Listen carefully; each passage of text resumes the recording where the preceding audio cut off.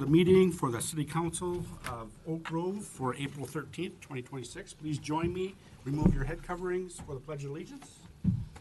Pledge allegiance to the flag of the United States of America and to the republic for which it stands, one nation, under God, indivisible, with liberty and justice for all.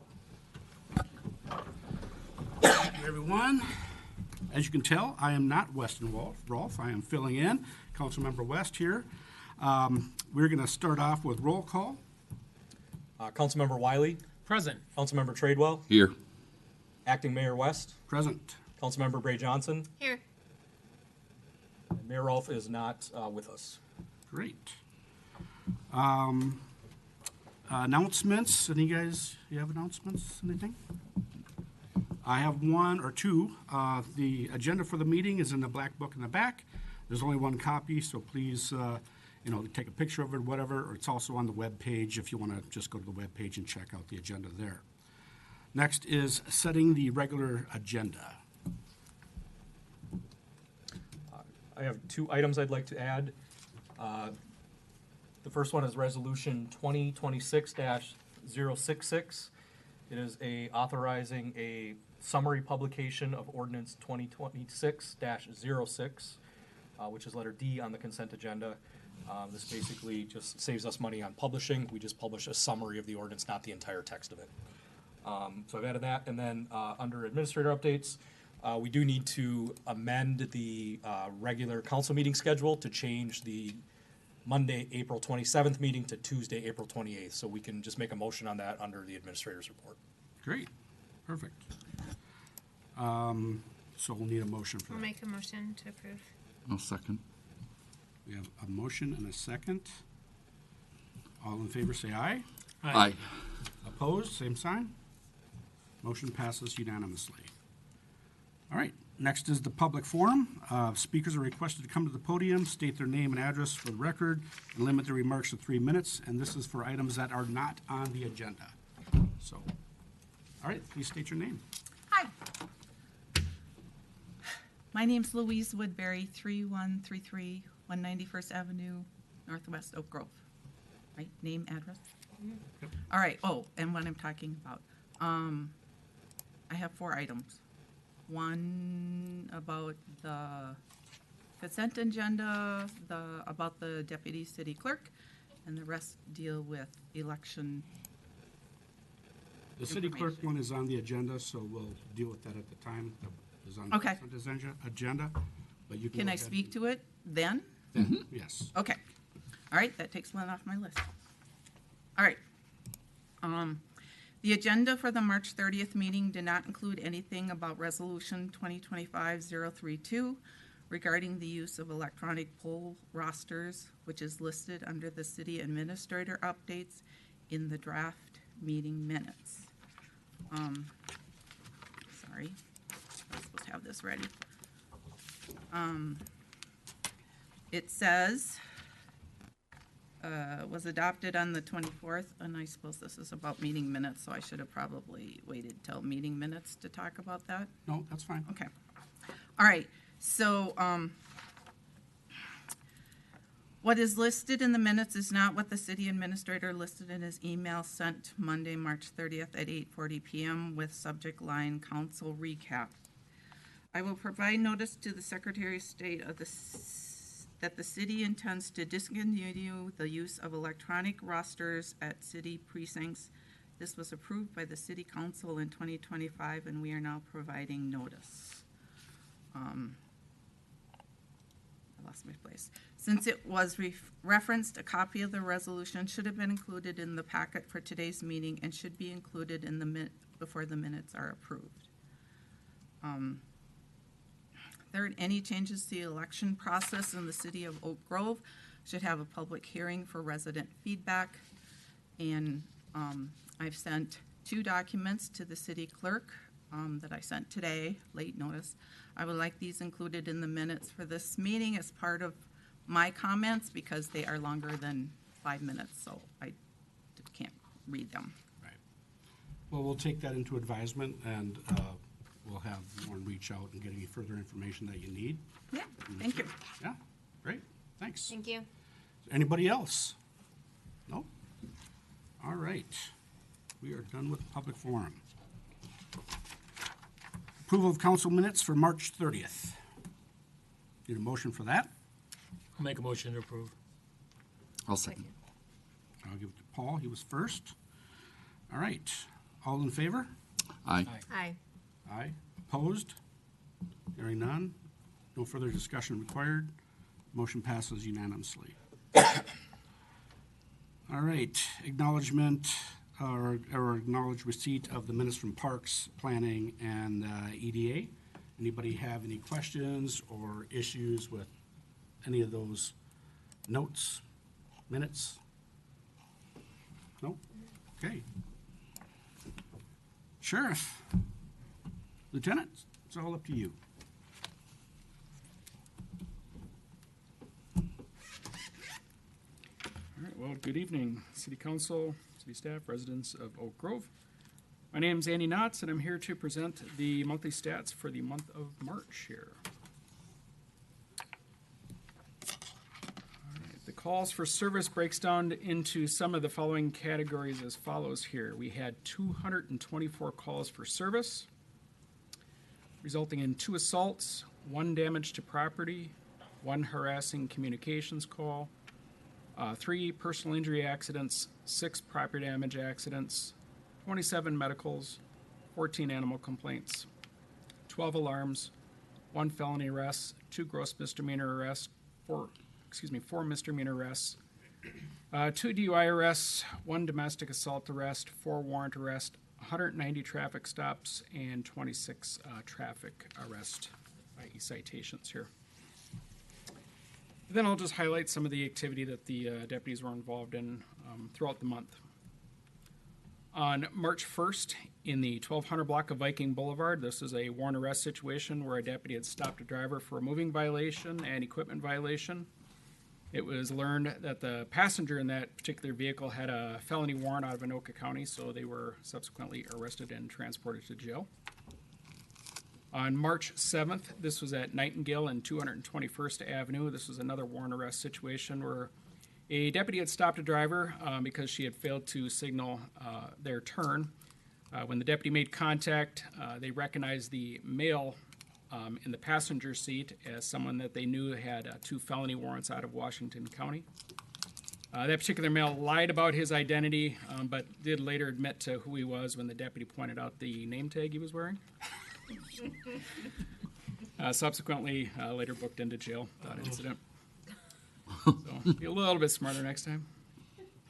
On March 9th, this was at the 600 block of Sims Road, another warrant arrest situation. A deputy had observed a male walking along the roadway. It was evening out, dark out, so the deputy stopped out to offer maybe some assistance, what have you. That particular individual said they didn't need any help, did identify who they were by first name. The deputy kind of drove away, noticed they had walked to a nearby residence, and that deputy kind of was astute enough to kind of key into where they were going, did a little bit of checking, figured out, yep, they've got a warrant for the arrest, and subsequently went back to the residence and arrested said individual on their warrant. On March 10th, this was the 18300 block of Lake George Boulevard. This was a fleeing in a motor vehicle situation. A deputy had observed a vehicle driving in the ditch without headlights on. They were going in opposite directions. They did observe it get back up onto the roadway. When they got back up on the roadway, a bunch of sparks were flying. Obviously, keyed in on the issue at hand here. Deputy was able to get turned around, get behind it, noticed that the vehicle was almost entering, again, cross traffic lanes of traffic there. Did attempt to initiate a traffic stop with their emergency lights and siren activated. The vehicle immediately pulled over, rather continued along the roadway to a nearby residence, and ultimately a high-risk stop was conducted. While being taken into custody, the deputy did observe signs of impairment, so a search warrant was obtained for a legal blood draw at the hospital. That driver was booked into the jail for fleeing in a motor vehicle, and then those DWI charges are pending blood results. On March 13th, this was at 200th Lane and Rum River Boulevard. This was a second-degree DWI situation. A caller was complaining about an impaired driver. This initiated actually in the city of Coon Rapids, so quite a bit further south. Dispatch had received another call from another motorist that was able to follow this vehicle for a period of time, again reporting poor driving conduct, what have you, almost hitting other cars, and then reported that it was last seen northbound from about 189th Avenue where that driver had turned off. A deputy was in the area, did some checking around, didn't see it, knew that if that vehicle continued northbound, obviously we've got that Seeley Brook Bridge out, so he continued up that direction, figuring they would have to turn back if they got that far, and sure enough, again, saw that vehicle heading southbound. Got turned around, observed that vehicle going into oncoming lanes of traffic, crossing the fog lane. The deputy conducted a traffic stop. Detected signs of impairment with the driver. Field sobriety tests were conducted and failed. PBT test was issued with a .16 BAC. That driver was placed under arrest, transported to the office for a breath test, which resulted in a .18 BAC, and then ultimately transported to jail and charged with that DWI. It was elevated to that second degree because of a prior conviction. On March 16th, this was in the 19800 block of Orchard Street. This was an interference with a 911 call situation. 911 was reporting a male who was continually calling them and harassing staff. Wouldn't stop. I will say that this particular person is well known to our dispatch members as well as our deputies. Deputies did respond out to the home, issued a citation to the individual. This person was confrontational, tore up the citation, said that he wasn't going to stop, so he earned himself a trip to jail to prevent further conduct for at least the evening. Then on March 21st, this was at 229th and Zion Parkway. This is a personal injury accident involving a single vehicle, actually a motorcycle in this particular incident. The deputy located a male with his motorcycle down in the ditch, smelled of alcohol. The particular individual that was driving was transported to the hospital to be treated for his injuries. So no field sobriety tests were administered, but that deputy did go to the hospital, got a warrant for a blood draw, and so charges are pending the results of that blood test. And the only other thing that I really want to make a comment about, the city has been receiving quite a few traffic complaints as a result of that Seeley Brook Drive road closure along 7th Avenue. People are cutting across on 217th between 7 and 47. It is a residential area. There's 2 speed limits posted there, a 30 and a 35 zone. So we are asking people to heed the proper detour, which is south, cut over along Viking, and then, up on 47 or 7, wherever you need to go. But we want to at least put it out there, word of mouth, tell your neighbors.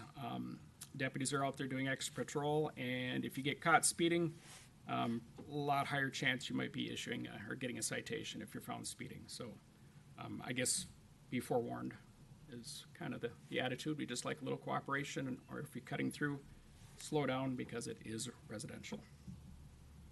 Okay, so that's all I have this evening. Unless the council has any questions I might be able to answer. Mike? The only question I have has nothing to do with what he talked about tonight.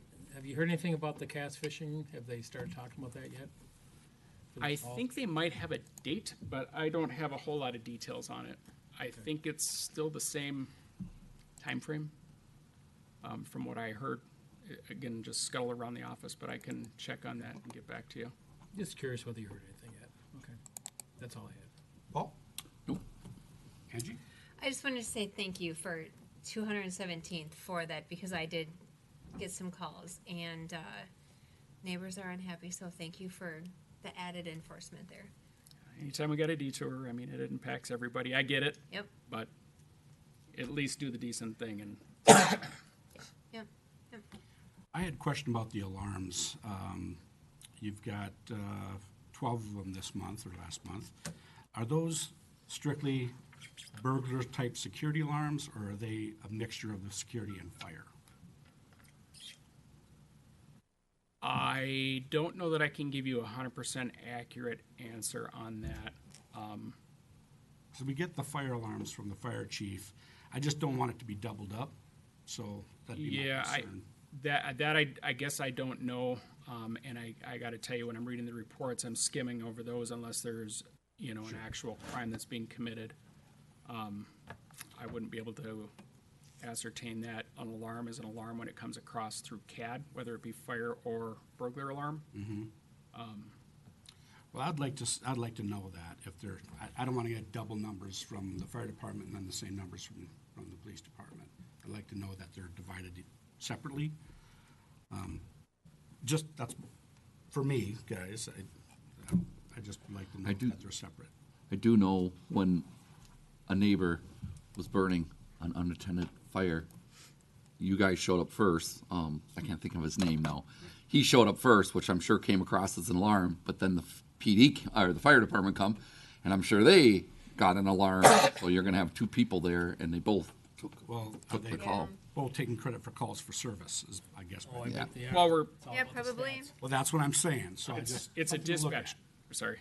Just something to look at. Yeah, it's a dispatch call. So, I mean, we could have a lot of those on medicals, your accidents, your personal injury, and property damage. I mean, we could both duly be called. So there would always be overlap of sorts. Okay. Which is a valid call for both of you. Well, that's the only questions I had. But thank you. Glad to see you're back. I think last time you're on vacation or something. Vacation, yeah. Well, good for you. Thank you. We Thank you very appreciate much. Good evening. Thank you, you Good too. night. All right. Next, we're moving to the consent agenda. And the consent agenda contains several items which will be acted upon by council in one motion upon request by one of the council members, city staff, or public. A consent agenda item may be removed and pulled on the regular agenda for discussion and consideration. So Lauren's going to throw those up there. And if someone from the audience or staff would like to pull something, just shout it out here. I'll pull H since we have somebody that wants to speak to that. Okay? I'll put B. I just have an opinion I wanted to say about it. Okay. Anybody else? I'm going to pull G. So we'll need a motion for A, C, D, E, F, and I, and J. So moved. Second. So Paul, and we'll give it to Angie this time. All in favor? Aye. Hi. Any opposed? Motion passes unanimously. All right. Next, we'll go to B. Who pulled B? I did. I just wanted to say that I love the ideas that what Dr. Danny had with what she wanted to do with that property, with her vision for how it would impact our community and what she has with her business. However, financially and what's right for our city, I did vote to sell the property with to the highest bidder. But I just wanted to say that I really loved what she had, and it would be great if she could find some different property in our city for that. So with that, I'm going to make a motion to approve B. I'll second it. All right, and I think everybody feels the same way, Angie. I think her story was compelling, and me being a vet, I appreciated that, and I think we're all on the same page there, and I hope she does find something else in the city. So, all right, all in favor say aye. Aye. Opposed? Motion passes unanimously for B. All right, G, I pulled that one. I just wanted to acknowledge Bryce Gilbertson and the time that he spent here on the fire department. He'll be missed, and again, maybe he's moving on to bigger and better things, and we wish him luck, but I think, there's always a place for him here. He's leaving on good terms. So with that, I'll make a motion to approve. I'll second. All right, all in favor? Aye. Aye. And there's no opposed, so passes unanimously. H, that's Mike, right? Yeah, I just pulled it because I knew that we had somebody here that wanted to speak to it. Okay, Thank you for that, Mike. You got my name, right? Louise Woodbury. I just wanted to say Britt has done an amazing job in her time as deputy city clerk, and speaking as an election judge, she has been amazing to work with for the last couple of years. Thanks. Thank you. I was going to pull that one as well. I did want to wish her luck, and we do appreciate the service that she's provided here. And she was the one that was buying the taffy for the meetings, and I know that half the council probably gained a few pounds because of that. But again, she'll be missed, and we wish her well. So, Mike, you want to make a motion? That was yours? Yes, after I make one more comment. Sure. John will give you a list of what type of taffy we want in the future, okay? Yeah. Right. I'll make a motion to approve H. I'll second it. All right. All in favor, say aye. Aye. Any opposed? Motion passes unanimously. All right, that was the consent agenda. On to city administrator updates and discussion items. First on the list is code enforcement updates. Lauren. Yeah, there's a memo in the packet from Rum River Consultants with updated code enforcement cases in the city. I've had a chance to review that. If you have any questions, I can try to answer them or get answers from Rum River for you. Anybody have any feedback, Lauren? I did not. Not now. I want to talk a little bit about code enforcement, but I'll do it at the end Okay. when we get to mayor council. Angie, you? All right. Administrator updates. Before we get to that one, let's do the amend the regular council meeting schedule. Okay. So I just need a motion from the council to amend the regular council meeting schedule to change the Monday, April 27th meeting to Tuesday, April 28th at 6 p.m. Motion to approve that change. I'll second it. All in favor to make the schedule change to the meeting on the 28th? Aye. Any opposed? No. Motion passes unanimously. Thank you. We will update the meeting schedule we'll meet on Tuesday, April 28th. Better call us on Monday night, remind us. Yeah, I was gonna say, I will, I got a feeling I'm gonna be sitting up here by myself. I will send out Really? reminders. Yeah. You're going to be up here by yourself. Yeah, I'm always here waiting for you guys anyways. I'll be by You'll myself. be here on Monday. No, we're coming Tuesday, I thought. Yeah, we are. Okay. Yeah, see, you're already trying to do it to me. Just a couple things under my administrator update tonight. The building committee is meeting this week on Wednesday. So Councilmember West and Councilmember Tradewell will be there. There's a pre-construction meeting on the roof.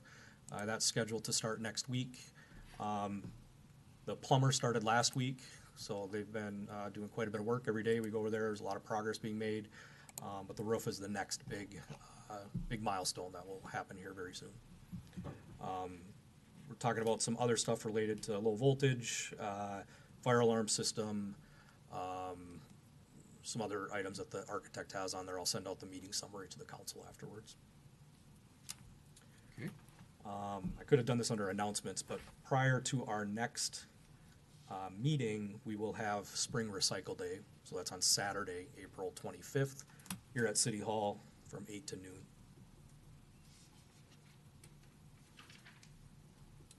The Parks Commission is meeting this Wednesday, April 15th, 6:30 p.m. The Planning Commission moved their regular scheduled meeting 1 week ahead, so they will meet next week on Thursday, April 23rd at 6:30 p.m.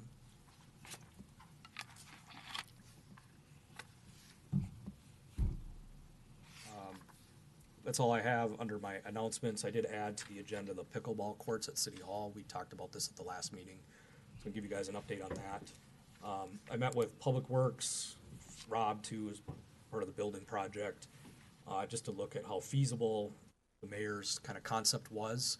And it fits really nice in that space between the trees that we like for the lighting event and then the new site boundaries from the new City Hall Fire Station project. So it's actually, we flagged it for what it would look like for pickleball courts and also the Veterans Memorial area.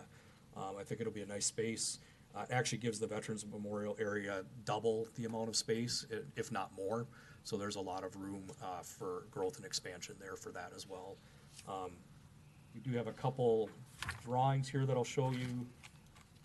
They were in your packet. The Public Works Director started getting quotes for some of the items. I think he came up with a pretty nice concept here to tie the pickleball courts and the Veterans Memorial into the City Hall and the existing trail system.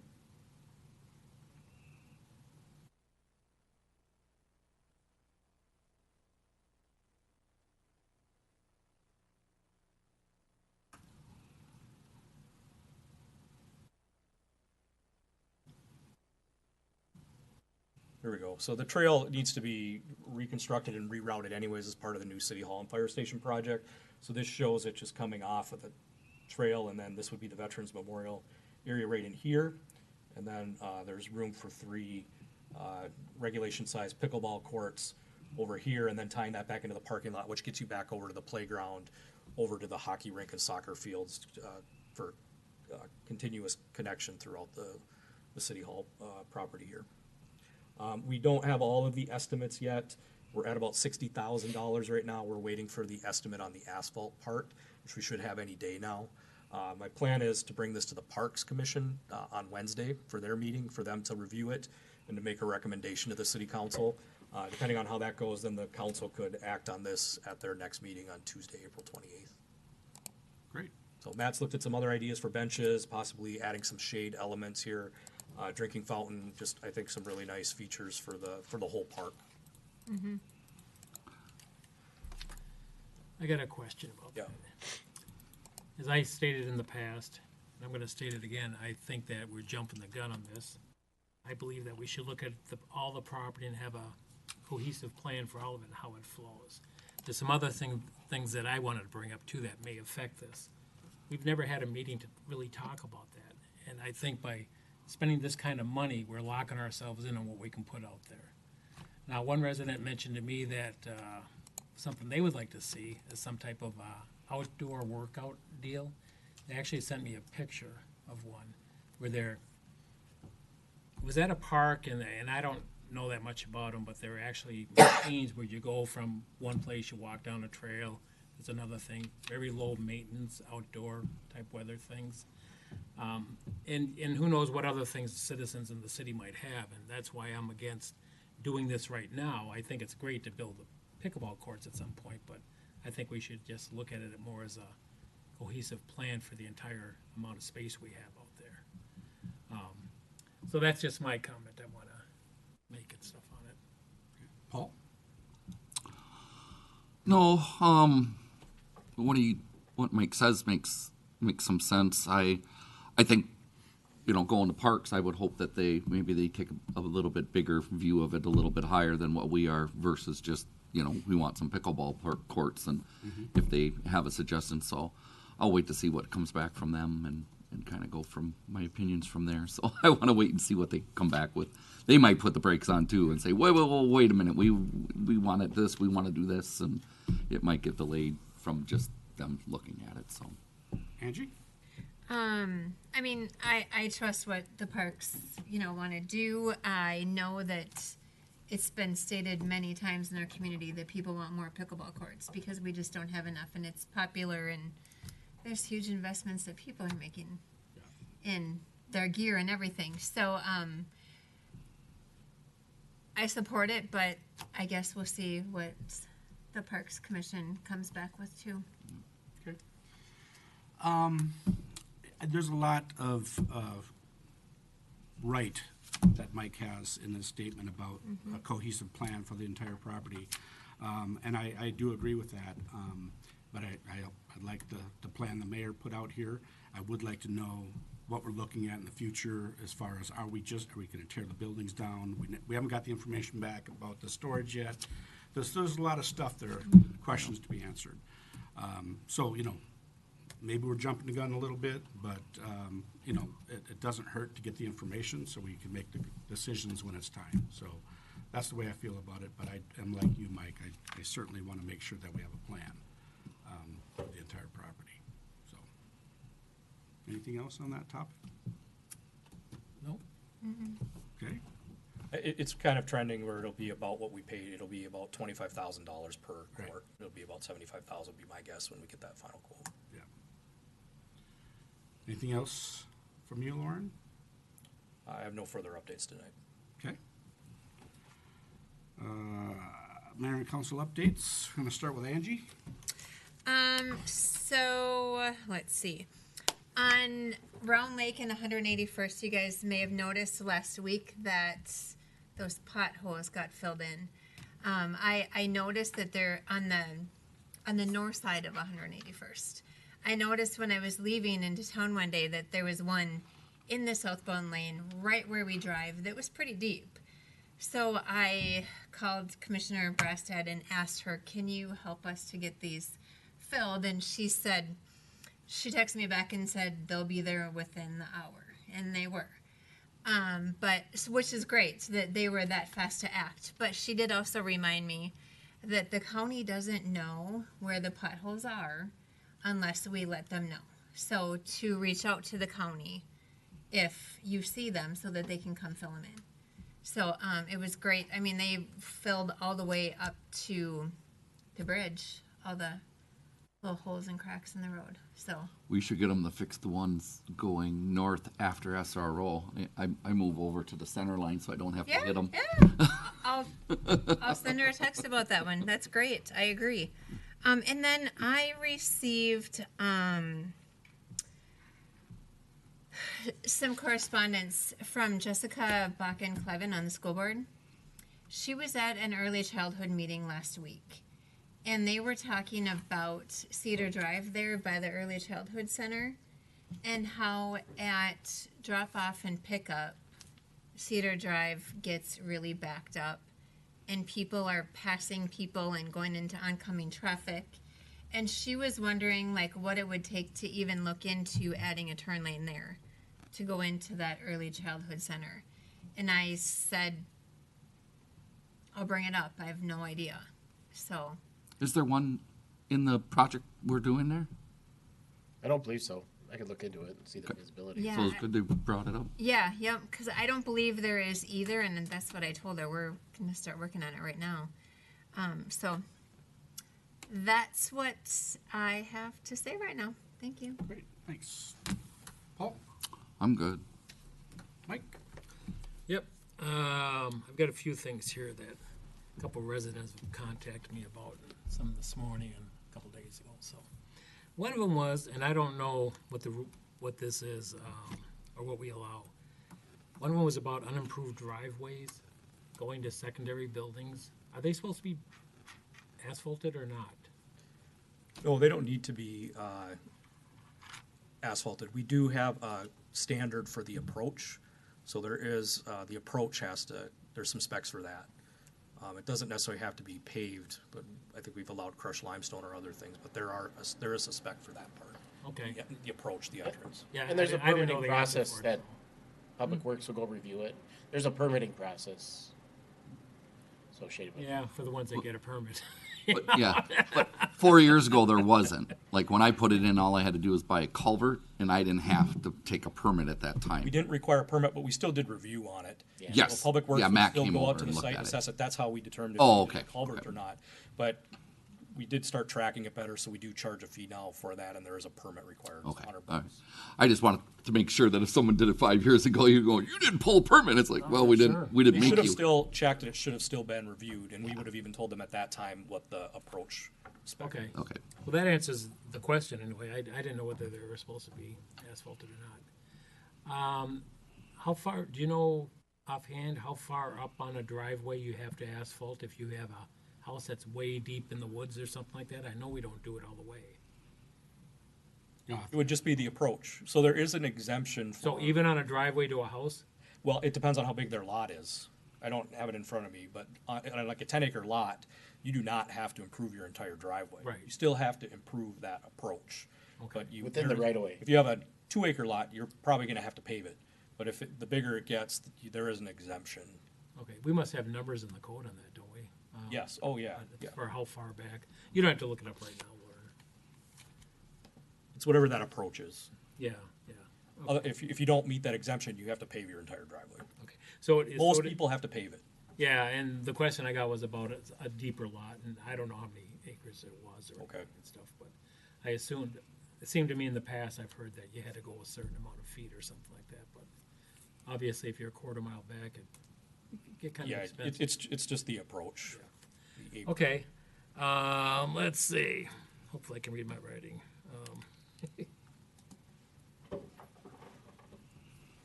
Oh, I was asked about up on Lynette Street and stuff. Where those particular complaints are right now. Do you know, the one in the corner of Lake George Boulevard, I think, not Lake George Boulevard, Lake George Drive, the one that cuts across to Lake George, you know, the old access that we. Lake George Parkway. Yeah, Okay. that and then Nightingale there. They should both be on the code enforcement update. Do you know what the address of that was? Probably the only. They just called to ask on an update on where it was at. Yeah, I would just refer them to the packet with the memo in it. Okay, and then the last thing was on the old access into the lake. Where are we at on that for following up from last year? Yep, we're gonna do it this spring. Okay, We'll it's get not some done yet then. Bullards out to mark those. First, we're gonna notify the property owner that we're doing it, to give him some time to react to it, and then we will go install them. Okay, so there's been no notice given or anything like that? Not yet, but it's coming. Yep, it's spring now. Okay, just wanted to follow up on that. That's all I have. All right. Paul, you had nothing, right? Correct. Anything else? No, I'm good, thank you. Chuck, anything? Couple updates I can share with you that the Sealy Bridge, it looks like they anticipate pouring the deck, not this Friday, but the following Friday. So it's So we- coming together. It's I shared some pictures with Lauren. It's coming along pretty quick here, and all the sheet piling and all that work is done, and there really hasn't been any complaints that way. It's mainly been the Speeding. speeding through the neighborhood type of thing. Okay. Other than that, too, I did meet with the highway department, and we talked through, and they sent some crash data and for 221st and 9, and everything falls within the normal range there. So we did kind of review and talk through that as well. Yeah, I guess that's some of the highlights. I don't know if there's any questions for me. Did you ever? Oh, Anything? Go ahead. Did you ever follow up with that gentleman that was across on the west side of? 221st. Yeah, and 221st. Remember there in the audience that day. Oh yeah. Matt and I went and visited with him and walked the intersection, reviewed the intersection with him, and just talked through what the county's plans were to reconstruct that or improve it in 2029, and he understands. So Okay, I think he appreciated being heard. good. Thanks. Anything else? Well, I guess my question is, what is the normal range for accidents there? What does that mean? I can send you the crash data. I'll provide that to Lauren. I thought it was high before, I thought so too. like so the worst I don't- one in all of Oak Grove. I don't understand lot what of them were- normal is and what's normal. Deer stuff there. Yeah, it's unfortunate all this stuff is reactive, not proactive like you'd like it to be, right? But so I do have that data. I can share it, That'd be great. and so as I can say with it. Unfortunately, though, they've changed like what they actually collect data on now, and because it was causing so much paperwork for law enforcement and some of those things, but it's too bad because you lose that information on what's going on, and it helps build a case for competitive grant applications and some of those things. So it's nice to have that data. And just a reminder, 58/9/2028. Is that when the roundabout's going in? Correct. And they just, thank you for mentioning that. So there was a kickoff meeting for the design of that today that I attended. And so the design's moving forward. They're thinking about an open house, the first open house at both Andover as well as Oak Grove. They were talking about that occurring potentially June 8th. Okay? And, you know, Andover's just gonna handle the open house themselves. They don't think there's a need for the county and their consultant to come out and attend that open house. You know, it's really up to you. I mean, I can handle the open house and that aspect of it if you wanted to have it, say, before that. I don't think it warrants a special meeting, you know, Okay. you know, because it's, you know, it's really, there's two city residents that are adjacent to it, and, you know, there's people that use that intersection, but, you know, I don't know how much interest, you know, that open house will garner. I don't think a lot, but maybe you have feelings that it will. I'd agree with Chuck myself. I just think it's the right thing to do, to have an open house. If there are people that have questions or something, I want them to get those questions. Give them a venue. It's not a big deal. Yeah, You can eat the cookies yourself if nobody comes. you know, but I'll let them know that, I mean, I could just handle that aspect of it then, or do you want to see the county here with, No, I think you can handle it. okay. I mean, do you guys agree? Yeah, could we do it before like a meeting? That's why I So threw you- out the June you- 8th. Lauren and I talked, you know, Okay. I don't know if it'll take more than 15 minutes, but, Right. you know, maybe Right. we, Maybe set an hour beforehand, and then if we want to come up a little early, we can see pictures or whatever if we want to before a meeting. sure. Then you're coming out for the meeting anyway, so So let's pencil that in then for June 8th. Perfect. Okay. sounds good. So like 5 p.m. All right. Next regular meeting is scheduled for Tuesday, April 28th at 6 PM. I am looking for a motion to adjourn. Motion to adjourn. Have a motion? Second. McFarland with a second. All in favor? Aye. Aye. Aye. Aye. Motion is unanimous. We are adjourned.